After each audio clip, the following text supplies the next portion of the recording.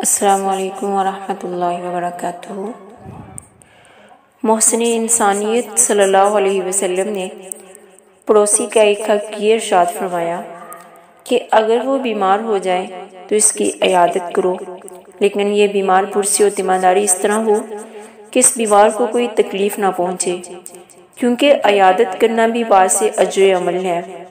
حضور اکرم صلی اللہ علیہ وسلم نے فرمایا، جب کوئی مسلمان کسی دوسرے مسلمان کی عیادت کے لیے جاتا ہے تو گھر سے نکلنے سے لے کر واپسی تک پورے عرصے جنت کے باغ میں رہتا ہے۔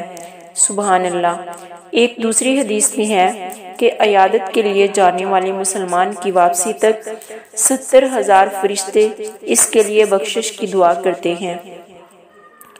لیکن عیادت کا صحیح طریقہ یہ ہے، یہ تمام ثواب اس وقت ملے گا جبکہ عیادت پورے آداب اور طریقے سے کی جائے، یعنی اس کی عیادت کرنے جا رہی ہو، اسے کوئی تکلیف یا پریشانی نہ ہو، مثلا ایسے وقت میں جانا جو مریض کے آرام کا وقت ہو۔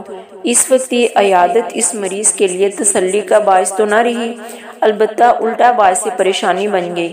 اس لیے حضور اکرم صلی اللہ علیہ وسلم کا ارشاد ہے، جس کا مفہوم یوں ہے کہ تم میں سے جو کوئی بھی عیادت کرے تو وہ ہلکا پھلکا رہے، یعنی جتنا جلد ہو سکے واپس آ جائے، بس مریض کا حال دریافت کرے، اسے تسلی کے الفاظ کہے اور ہو سکے تو پیشانی پہ ہاتھ رکھ کر دعا کرے اور پھر جلد واپس آ جائے۔